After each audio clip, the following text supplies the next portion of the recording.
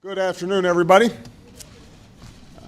Yesterday, before votes were tallied, I shot a video that some of you may have seen in which I said to the American people, regardless of which side you were on in the election, regardless of whether your candidate won or lost, the sun would come up in the morning. And that is one bit of prognosticating that actually came true. The sun is up, and I know everybody had a long night. I did as well. I had a chance to talk to President-elect Trump last night, about 3:30 in the morning, I think it was, to congratulate him on winning the election, and I had a chance to invite him to come to the White House tomorrow to talk about making sure that there is a successful transition between our presidencies. Now, it is no secret that the President-elect and I have some pretty significant differences. But remember, 8 years ago, President Bush and I had some pretty significant differences. But President Bush's team could not have been more professional or more gracious in making sure we had a smooth transition so that we could hit the ground running. And one thing you realize quickly in this job is that the presidency and the vice presidency is bigger than any of us.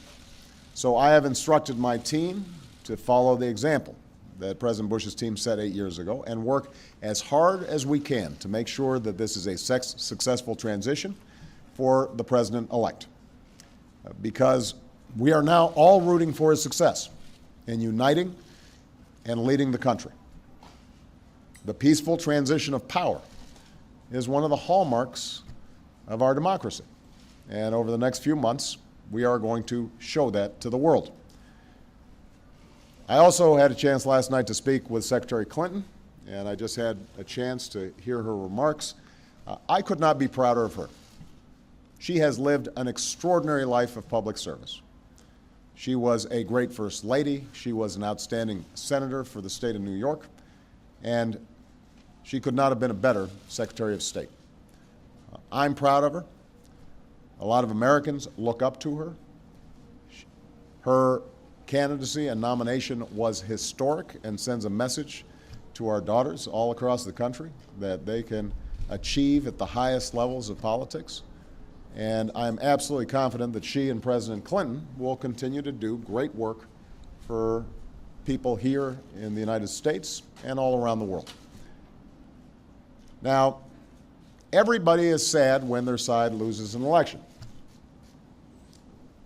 But the day after, we have to remember that we're actually all on one team. This is an intramural scrimmage. We're not Democrats first, we're not Republicans first. We are Americans first. We're patriots first. We all want what's best for this country.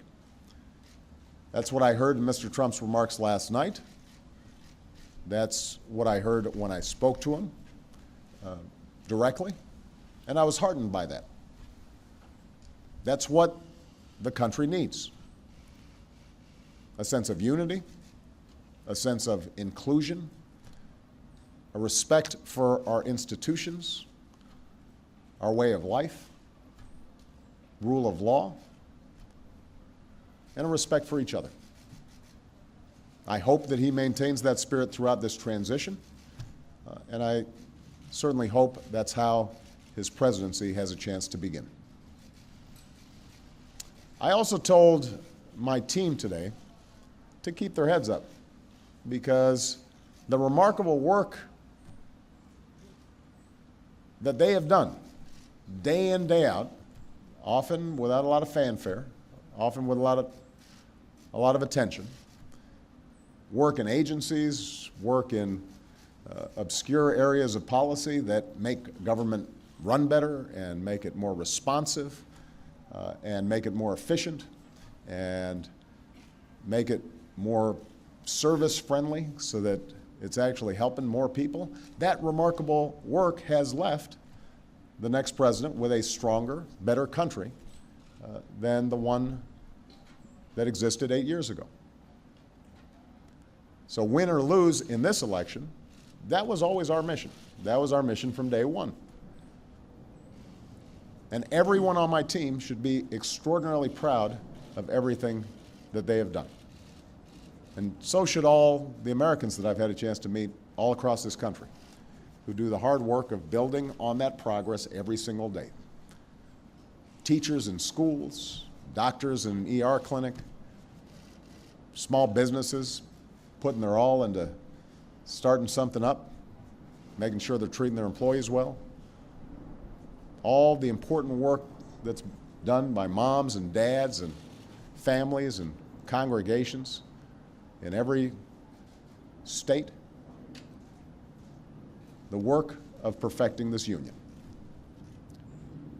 So this was a long and hard-fought campaign. A lot of our fellow Americans are exultant today. A lot of Americans are less so.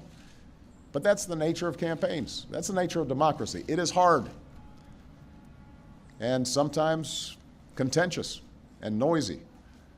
And it's not always inspiring. But to the young people who got into politics for the first time and may be disappointed by the results, I just want you to know you have to stay encouraged. Don't get cynical. Don't ever think you can't make a difference. As Secretary Clinton said this morning, fighting for what is right is worth it. Sometimes you lose an argument. Sometimes you lose an election. You know, the path that this country has taken has never been a straight line. We zig and zag, and sometimes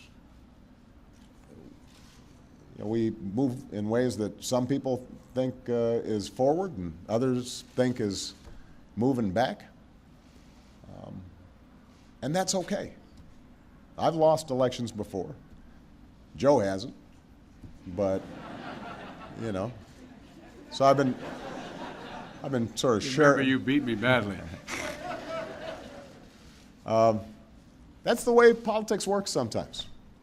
We try really hard to persuade people that we're right. And then people vote.